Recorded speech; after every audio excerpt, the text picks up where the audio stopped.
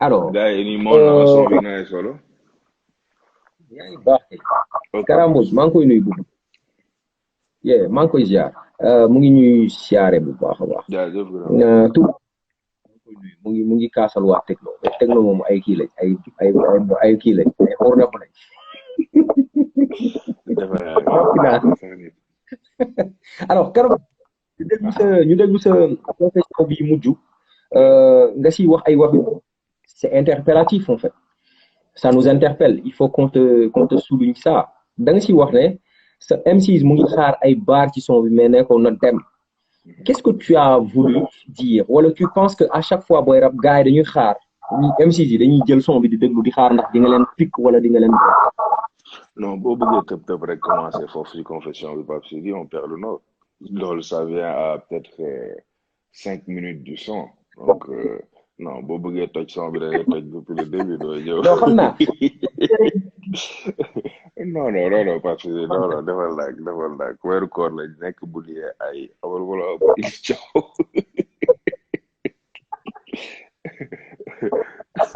bul indi coow lii gis nga lii tamit c'est quelque chose à déplorer parce que dangay gis son bu mel ni confession nga wax ci benn affaire bu simple saaga woo xolal tuddu tur tooñoo da nga ne rek Xam na vraiment yéen da nga ne dafa nang ma yow dafa nang ma yow da nga ne vraiment oui kooku mu ngi xaar dama ko nga wax. ne ko taluma ko nekk li nga talul sax gars yi dañ koy moom la ñuy jël gars yi faut Alors, on va arrêter commencer par. non faut arrêter commencer depuis le début boo bëggee ñu waxtaan si confession mais bul tëb si lii gàtt te gàkkul sax xamal wala daal di ngay def grave bi. Zou, nañ commencer kon. Zoukana, il fait partie des gens qui te sont le plus fidèles. Dès que ay départ yu bëri buzz la mais lui il est resté toujours ton ami. À chaque fois yéen ay def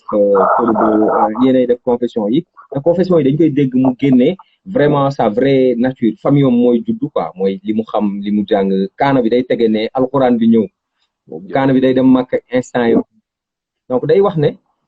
yàlla mooy ñuy dimbale ñoo xam ne bu ñu waxee dañuy bàyyi xel seen baat expliquer pourquoi on doit te donner la parole nga wax ak ndaw ñi lay déglu. Donc, Yeah. quand on est un artiste, on a une lourde responsabilité quand on a écouté des jeunes.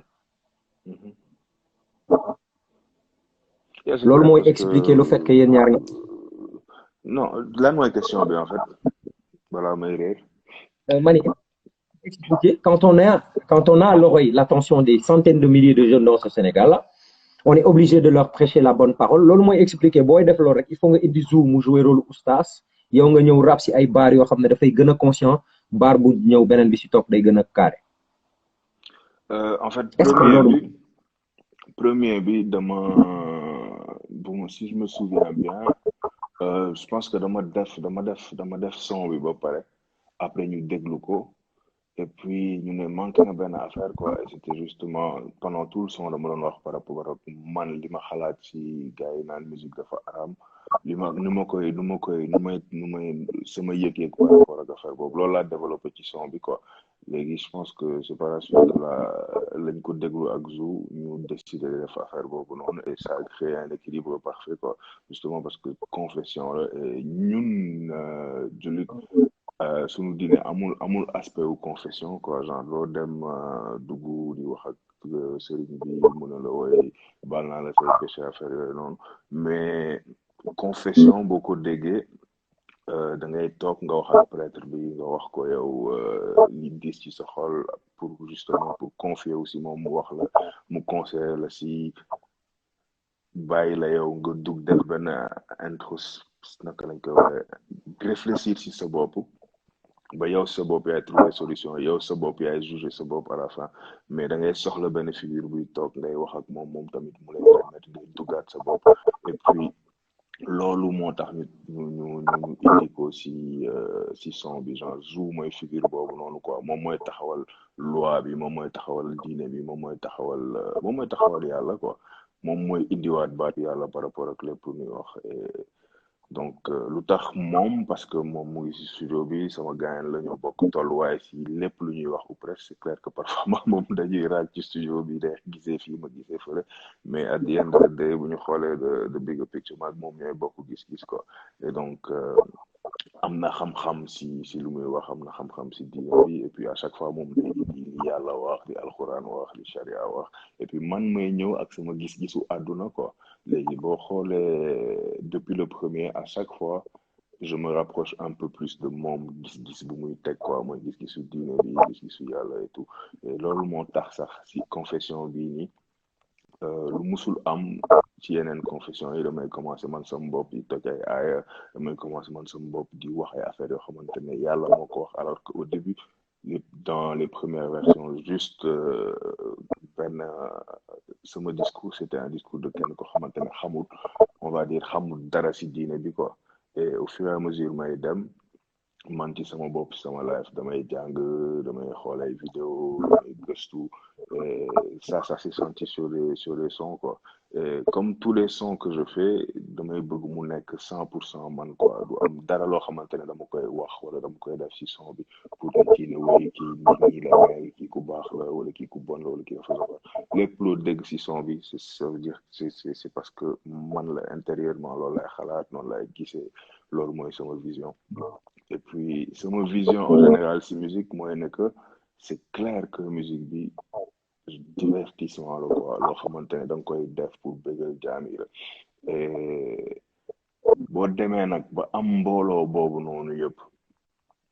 yow da ngay mujj am benn responsabilité par rapport ak ñoom quoi parce que mënoo dëkk ci di leen feccloo di leen wayloo di leen bëggaloo alors que tu t'es jamais nga poser loo leen ñoom seen bopp ay question jamais nga yokk leen dara loo xamante ne xamuñu ko jamais nga conscientiser leen donc à chaque fois man ñaari affaire yooyu noonu lay jéem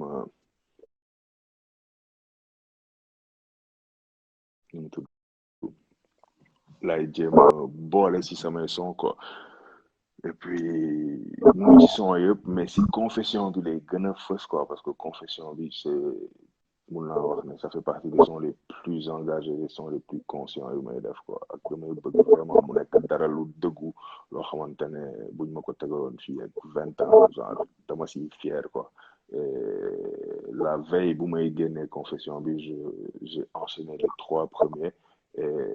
benn xaaju guddi maa ngi si néeg bi ak Zou moom mu ngi doon defe naa dafa doon seetaan film wala mu ngi woon si boppam man maa ngi sol casque bi déglu son yi j'ai enchaîné les 3 et je me suis dit vraiment musuma bind lu amee doole nii quoi que confession yi. dañu gis ay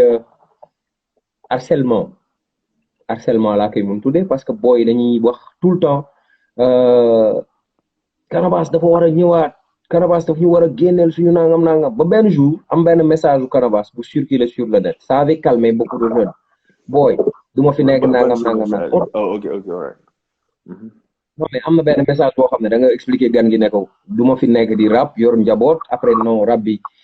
maa ngi sama bopp quoi tu as voulu être vraiment honnête avec les personnes qui te follow et ça beaucoup de gens ils ont applaudi donc après bu ma gisaatee nga génne confession nga ne si son bi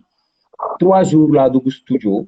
kon confession ni muy ngand yëpp 3 jours nga ko bind wala da nga doon dox de temps en temps da nga ñu doon nax da ngay bindantu di denc sa téléphone des fois nga gis benn affaire nga ne xaaral ma raam lii denc ko comment ça se passe comment tu as su concocter c'est clair que parfois bu may dawal sama oto wala sax bu ma nekkee gàlle sama rap sama vécu moo koy inspiré quoi et donc damay gis benn affaire wala ma am benn inspiration bu sew dama koy formuler sama xel ba mu leer mais après dama koy fàtte quoi du damay dem studio di jéem a fàttaliku affaire yi du ñëw wala daf may fekk may dawal du ma mun bind damay perte inspiration boobu noonu quoi et puis am na yu xawoon rëcc yu jotoon rëcc ba ma bind leen mais bi ma demee studio di def confession bi y a aucune information boo xamante ne jëloon naa ko au préalable bu nekk ci confession bi parce que man bu ma nekkee studio ce que je fais damay njëkk ut beat bu baax boo xamante ne am na énergie bi ma soxla ko bu ma amee loolu ma teg ko ma ma taal micro bi sol casque bi après ma commencé bu ma bind musuma bind quoi xanaa ay 2000 ay atum 2004 2003 yooyu laa bàyyi bind ce que je fais damay teg son bi di dugal bar par bar di dugal bar par bar confession naka la commencé waaw jëbee ngi ci suuf ba bee ngi ci kaw loolu moo njëkk ñëw ak loolu dafay conditionnel yi ñëw après conditionnel yi ñëw après donc da ngay toog rek du ñëw rek nga essayer ko boole ba mu ànd ak loolu noonu quoi donc amul dara loo xamante ne jotoon naa ko bind avant après ma ñëw dugal ko ci confession bi parce que c'est un truc boo xamante ne c'est compact boo gisee ma toog studio 3 jours c'est parce que bu ma génnee studio rek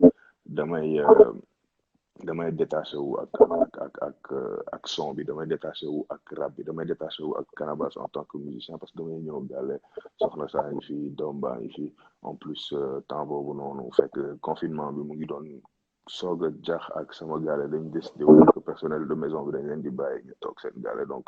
matin bi da ngay yeewu nga fobeere nga bale nga ranger gàlle bi nga babysitting donc loolu du la permettre nga rap quoi. Et donc, j'ai demandé à madame à ce que mu dem gàlle meeram. Donc, elle est restée là-bas pendant tout le temps où... Ah bah ouais, mec. il faut. Donc, j'ai demandé à madame à ce que mu dem gàlle meeram. Donc, foofu le temps que may pare. Au début, c'était juste pour une journée parce que dama foogoon ne bu ma demee enregistré ñëwaat dinaa mun delluwaat mais dama ñëwaat ma sentir benn détachement quoi. Et puis, elle est restée chez elle peut-être chez ses parents pendant 3 jours après ñu yokk parce que du woon confession rek laa doon def période boobu noonu dañ nekkoon di finaliser les autres sons de Feu de Buzz donc je suis resté 12 jours au studio mais en 3 wala 4 jours la pare son boobu noonu confession bi après maker yi defaraat bi yokk si ay affaires et tout donc ça nous a pris une semaine en tout et pour tout quoi. Bass oui ma doo ma defal question bu nekk doo ma si defal 30 minutes man dama bëgg charger la ay question dama la bëgg accélérer bu bëree te consistant wul nii du dox boy dama lay accélérer maa ngi nuyu Linda bu Purel avec Orange qui m'a dit aujourd'hui c'est Canabasse qui vient, je l'adore bien. Moi je vais aller le suivre parce que après xam naa ay affaires yoo xamante ne nii daal dégg naa ko ci Canabasse daal loo xam ne bëgg naa ko leer mais Canabasse yow looy liggéey da nga ni yaa ngi sa bopp yaa ngi sa famille yaa ngi yow lan ngay liggéey foo jëlee xaalis bu expliquer du gudd man lu may job day tar ma tënku ko si benn affaire parce que si at bi mën naa def ay 5 affaires yoo xamante ne c'est diamétralement opposé damay defar ay meubles xaaral woor la comme lii man maa ko defar tu vois ça table lii man maa ko defar yow menuisier nga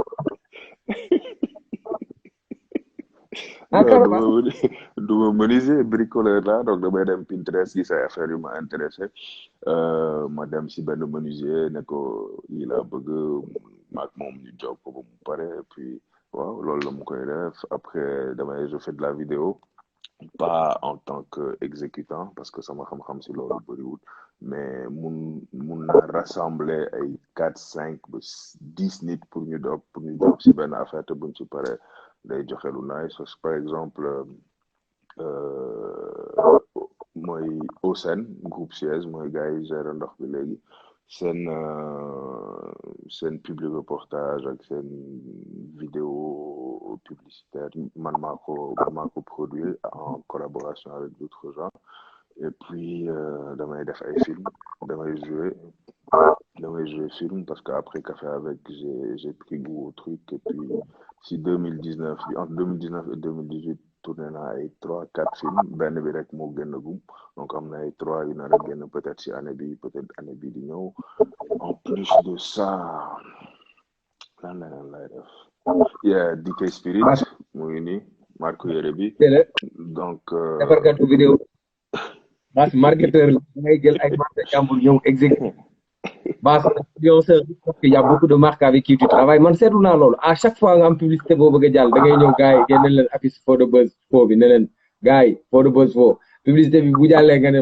après nañ ko reporté yow Triangle. Non, même pas. Loolu benn yoon la am et c'était avec Fatwa te son boobu génnagul ba léegi. Parce que Fatwa bi lu tax génnul mooy li ma la wax rek je me suis surestimé bi mooy dama foogoon ne mun naa allier ñaari affaires yi te du ma sonal donc du may prévoir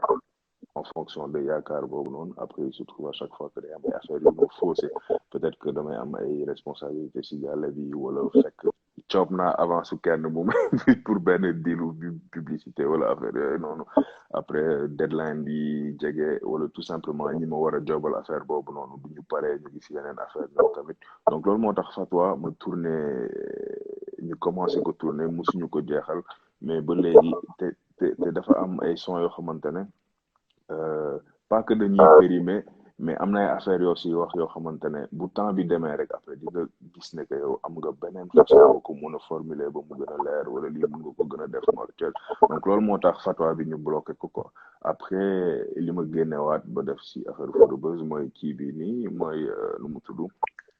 Confession 4 moom moo am publicité encore une fois bu dee loolu ngay wax donc ma génne woon ko et on était dans une optique de génne Fodou Buzz bi avant koor gi mais c'était prévu que ñu génne ko le 15 koor gi mu ngi commencé le 24 je pense et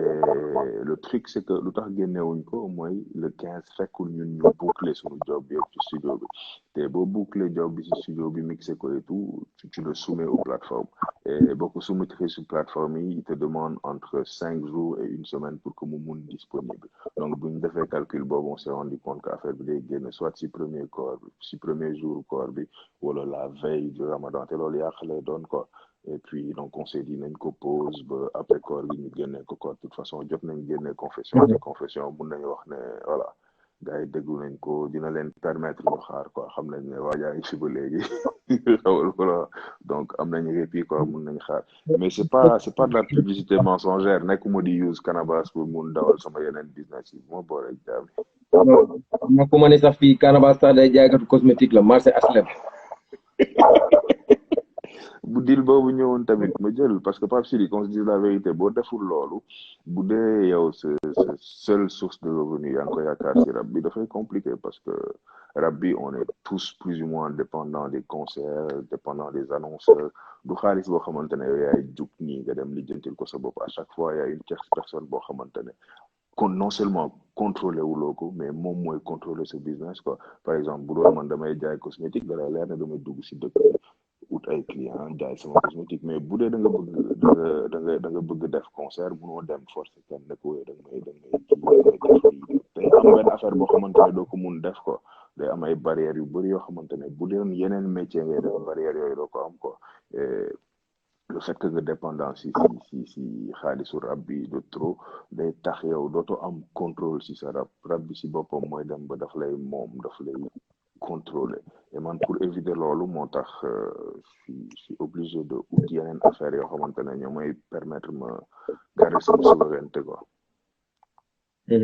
léegi Bass dama bëgg ngir yàlla yeneen question yi ñëw mu nekk ay question résumé wu ma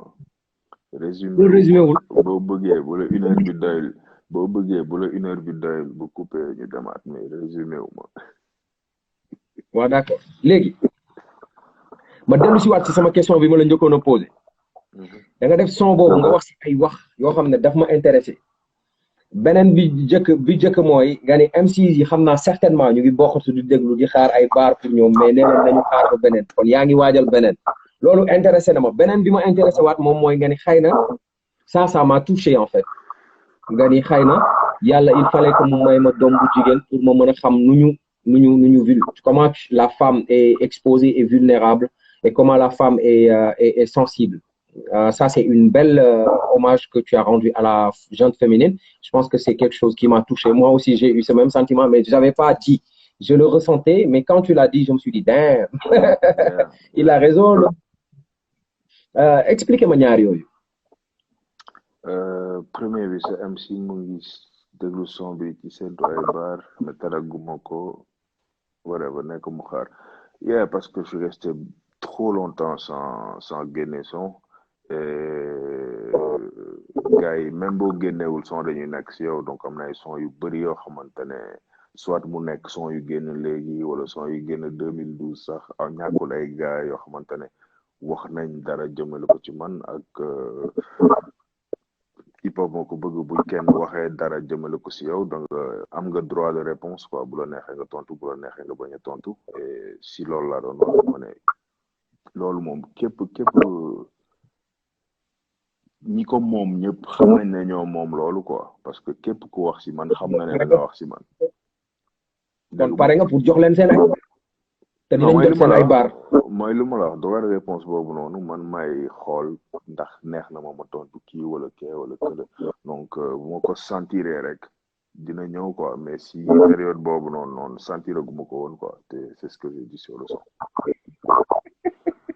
léegi jigéen ji par rapport à la femme quand tu regardes ta fille tu te dis waaw j'ai merdé ah. Yeah bro man lu ma la ko nëbb góor laa mës a bëgg am quoi parce que j'ai toujours pensé que ak góor lay gën a mën a épanouir parce que di nga xam góor di nga ko mun gësam di nga ko mun jël di tooj di sànni si kaw booy génn yóbbu ko ci gars yi donc góor moo gën a moins vulnérable que jigéen quoi dama amoon appréhension boobu noonu parce que dama ragaloon trop ne que jigéen du ma ko bu ma taawloo jigéen du ma ko mën a genre li ma bëgg def si moom yëpp du ma ko mun def parce que damay am benn yërmande bu ëpp si moom wala douceur bu ëpp si moom ba tax man du ma ko mun gësam comme nu may gësamee góor quoi d'une part ak d'autre part jigéen moo ëpp nga am doom bu jigéen moo ëpp responsabilité nga doon doom bu góor parce que doom bu góor mun nga ko bàyyi mu génn doxantu ji taxawaaru dem foo alors que jigéen foog nga tu dois être beaucoup plus protecteur par rapport ak moom et c'est tous ces paramètres là qui ont fait que man au début lu ma gënoon bëgg mooy taaloo góor quoi et puis avec le temps j'ai appris à xam ne que yàlla bëggul ma taaloo góor yàlla jigéen la ma may donc avec le temps j'ai appris à accepter ça. Accepter, c'est beaucoup trop dire ça, mais à vivre avec et à vraiment m'épanouir avec sama doom bu jigéen quoi. Et à chaque fois que je la vois, justement, damay naan boy àdduna dafa gudd tànk quoi. Man ni ma bëggee sama doom bu jigéen bi ni ma ko bëggee protéger ni ma ko yéenee lu baax noonu la parents yëpp bëggee seen doom noonu la parents yëpp yéenee seen doom lu baax ak xam ne yow doxaankat international nga woon baas bi ngay xew nag da nga doon dox. fa laa jëm xam nga rek yoonu ndaw dafa xaw a dafa xaw a yéeme donc du coup ay flash yu bëri ñooy ñëwaat sama xel parce que man tooñ naa du benn du ñaar quoi am na ay pàcc relation yoo xamante ne ça c'est mal terminé am na ay pàcc relation yoo xamante ne tey bu démb doon tey moo ci mënoon delluwaat genre dina am affaire yu bëri yoo xamante ne dama koy rectifier quoi et ça xam naa ko bien avant que may am doom quoi xam naa ko bien avant que may am doom parce que man dama yéex a takk jabar quoi donc maturité boobu am naa ko bien avant mais le fait que nga gis ngay toog te benn jigéen mu leer ne kii c'est responsabilité la mu leer ne que kii elle est vulnérable mu leer ne kii bu ko yàlla jàppalewul dina daje koo xamante ne moo la yées booy day am lu bëri lu denc ci yow quoi donc yeah on vit la position j'ai dit les bêtises qu'on a fait dans la vie là si Dieu nous le fait dans nos filles là on est mort mais pas te ñu ko sekkaloon yàlla nañ ñu baal quoi yàlla nañu yàlla baal mais bu ñu fayee aussi loolu dañuy dee rek Bass une autre question qui n'a rien à voir Omzo wari na leen xaalis mixtape Pape Sidi mooy li ma la wax man weeru koor laa nekk quoi te nii franchement émission bi nii dama ko bëgg denc ci benn naka lañ koy waxee benn spectre bu positif quoi xam nga lu ma la wax benn spectre bu positif loolu bu la neexee on va en parler mais pas tey quoi parce que wax si day indi yeneen wax quoi mais mu def ñu ko wari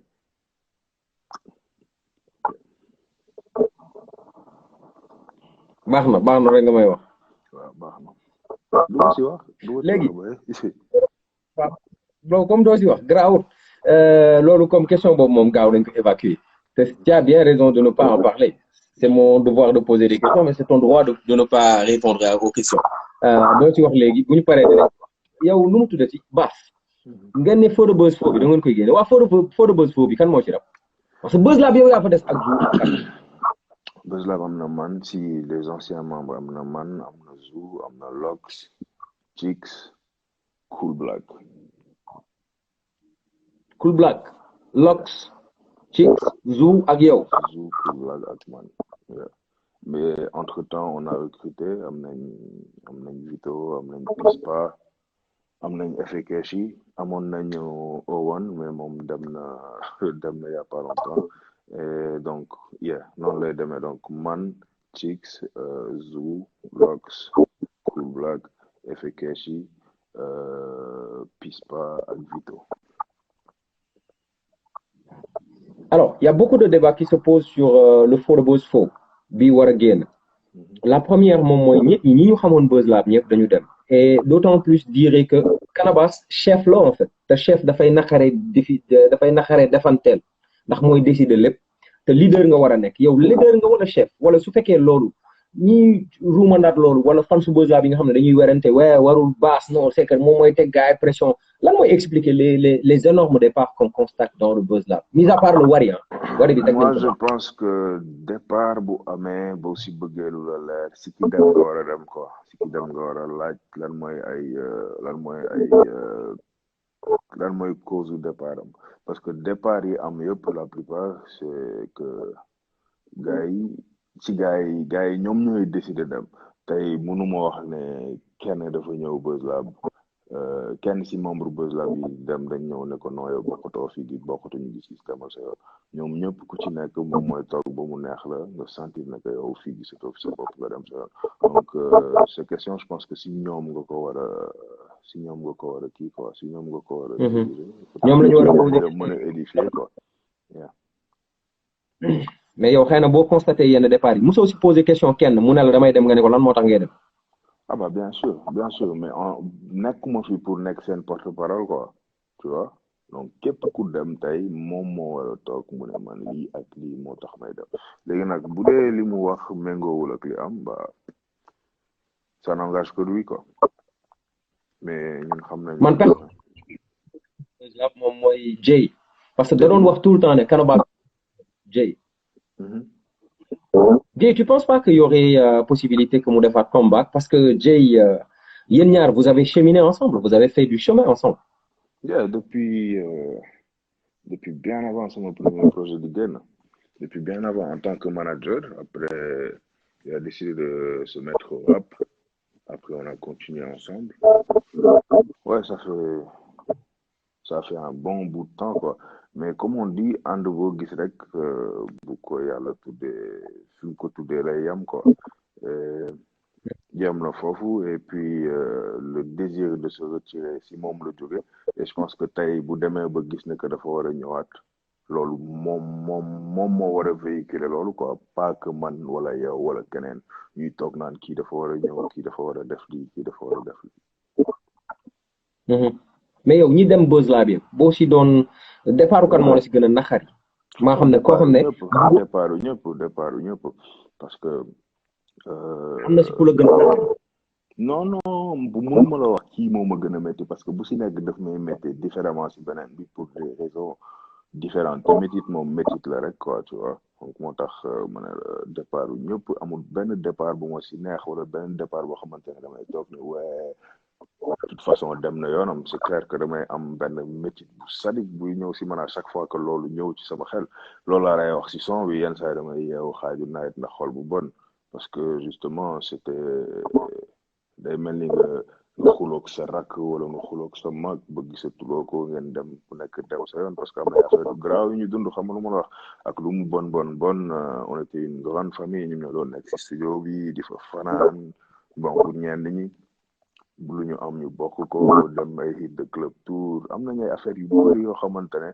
tey man sama parcours bu ma si dindee li ma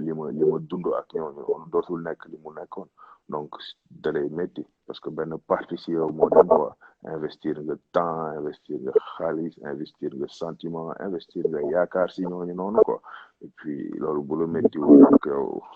demal seetaat sa bopp. Bas, est-ce que tu penses qu'un jour, c'est des millions de jeunes au Sénégal yoo xam ne influencé nga leen c'est des millions de jeunes yoo xam ne yow yaay seen référence ci hip hop bu ñu bëggee hip hop wala bu ñu ko dégloo yow yaa tax tu te réveilles un bon jour nga sevrer leen automatiquement sevrage bi ça a été vraiment brutal au moment où ñoom ñu ngi nekk ci internet bi di xuloo di xeex est-ce que tu penses qu'un jour viendra où Bass revient sur la scène avec des ay faux de buzz yi di dalaat say mixtape di génnaat ngay defaat sa ay hit de club tour ngay def school yi Bass di defaat ay Magic Land di defaat ay Grand Théâtre est-ce que tu penses qu'un jour viendra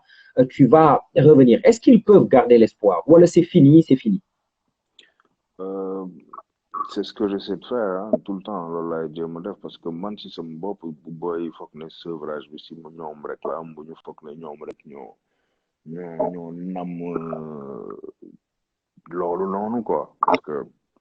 nee naa man sama life boo bindee rab bi li si des dootul bëri papa mais comme je dis à chaque fois da ngay nekk si position boo xamante ne life bi daf lay sëf ay affaire life bi daf lay forcer ay affaire yoo xamante ne boo ko toppul rek après daf lay sonal quoi donc feu de Veuse bi déjà lu mu naree c'est que li jot a am si at yi nii ñu génn moo bëri donc il y a eu le départ déjà il y a eu le déménagement du studio il y a eu le mariage il y a eu doom bi il y a eu tout ça quoi ak loolu noonu yëpp nga bëgg ko nga bañ ko dafay affecté sunu carrière quoi ak mariage bi Zou tamit am na jabar tu vois xam nga lu ma wax donc loolu noonu yëpp nga bëgg nga bañ ko daf lay day wàññi temps bi ak concentration bi nga xamoon yaa ngi ko doon def ci game bi pendant près de 10 ans Pape Sidi depuis 2004 bay tegi ma tànk maa ngi ci sëgg doo sigi doo def dara doo def leneen donc day am benn instant boo xamante ne da ngay soxla sa bopp quoi def leneen lu lay permettre yow boo ñëwaatee en tant que rappeur nga crédible quoi parce que à mon âge bu ma continuer di rap sans pour autant m'occuper de sama vrai life sama rap dootul crédible Pape Sidi xam nga lu ma la wax munu ma ñëw fii di rap ay maala dàq rap ay woy sama flow bi lii sama flow bi laa ay di def ay punchline yoo xamante ne amul sens munu ma def loolu à mon âge bu may def loolu bu may rap foog ma rap loo xamante ne day dugg si bopp ni ci dugg seen xool yokk leen dara bu may rap foog may rap ci ay vrai problème u life bi te loolu mënuloo ko def tant que yow affronté wuloo vrai problème yooyu quoi moo tax man d'un côté daf may métti bu ma demul studio bu ma rapul mais de l'autre damay xam ne que vraiment bu ma teewaatee maay bi nii pour rap dama siy wax loo xamante ne jaay bu ñu ko dégg nañ xam ne ah lii muskalaf mooy rap nii quoi parce que si vrai life bi muskalaf la donc si rab bi rabu muskalaf la war a def ko te yooyu boo ko dundul mënoo ko créer quoi mënoo ko créer te même boo ko créer dañuy sentir imposture bi ni ci dofuñu boo fi nekkee di wax ay fen ci sa rab dañ koy xam peut-être dañ lay bàyyi si biir peut-être que parce que amuñu leneen lu ñu déglu wala ils n'ont pas le choix dañuy dem ba dañ koy approprier wu da leen di neex dañuy dund affaire bi mais bu tegee guddi nañ ne kii li muy teg ni ay fen la te man ñaanuma yàlla tey di wax dara ci samay son gars yi di ko déglu di ci am sikki sàkk naan kii non kii dafa plané sax mënul ñàkk mais lu may bañ ñooy ñu naan ma kii lu muy wax dëgguwul ci moom quoi. Feu de Buzz kañ lay génn date. Je n'ai pas de date, mais juste après le Ramadan, c'est parce que waroon na génn comme je te dis waroon na génn juste avant, mais pour des questions de logistique moo tax mais nii on a fini le projet à 99%, donc loolu la ñuy finaliser rek soumettre ko plateforme yi je peux pas te donner de date parce que foog ñoom ñu accepter ko ba pare wax la kañ lay génne à partir de là ba ci ngay xam quoi, mais je pense que juste après le Ramadan lañ ciy teg du bëri quoi mu génn si yàlla dafa xew. Kanaba. Terminé. Si tu devais me dire 5 jeunes rappeurs qui te font, quand tu les regardes, tu es fier de ce qu'ils font, hormis les gens de Buzz Lab, hein, parce que je sais que ñoom ñëpp dañ lay fier loo ñan ak ñan la. Pour def loolu day compliqué parce que man tu m'as posé la même question keroog bi ñuy def Bold of Business et je n'ai pas cette proximité là avec le rap bay mën wax yenn 5 jeunes ñoom may def loolu ak loolu noonu quoi parce que du ma déglu mais bu ma dégloo dara dama si tombé quoi donc may ma tuuti ba ma dikkaat bu bokkaat ci famille bi bu boobaa ma soog a mun wax ci famille bi quoi mais lii vraiment mais ni vraiment mon frère. Je pose Non, mon mais joker. vraiment, bon. Je pose mon Non, mais mon joker. frère, quand Soron, ah, je vais essayer de reformuler. Soron may chance ay boy yoo xam ne ñu ngi def ay preuve si rap bi nga bëggoon leen jox possibilité ñu gën a éclore si seen carrière ñan ngay may featuring ñu def ak bass featuring di nga leen mën may featuring. Non, ça revient au même. Ça revient au même. Ça revient au même. C'est la même question, mais donc, Pape Sidi, c'est la même question, mon frère. Faut arrêter. Mais bah, on attend avec impatience ce que tu vas nous amener d'ici peu de temps. On l'espère, juste après le Ramadan. Moi, je voudrais te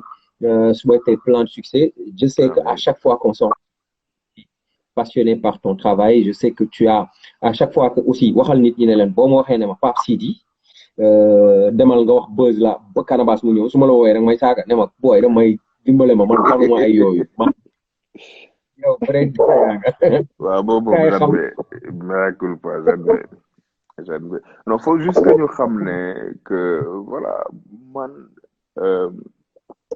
maa leen gën a bëgg Canabasse maa leen gën a bëgg rap donc buñ ma gisul rek nañu xam ne voilà tànk yee diis quoi mais loolu wax bu yàgg la quoi parce que nii moom incha allah bu ko yàlla tuddee moom gëj bi dina wàññeeku bu baax.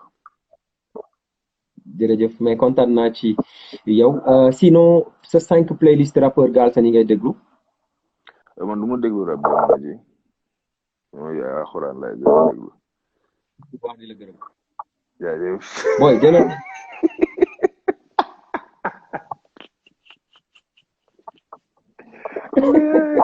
Buzz Lab rek laay déglu ba Buzz Lab rek. génn sama studio. ay ca bëggee bàyyi nekkal si jàmm dàq ma génnee ma. man ngay merci beaucoup. jaajëf. donner une carte de crédit.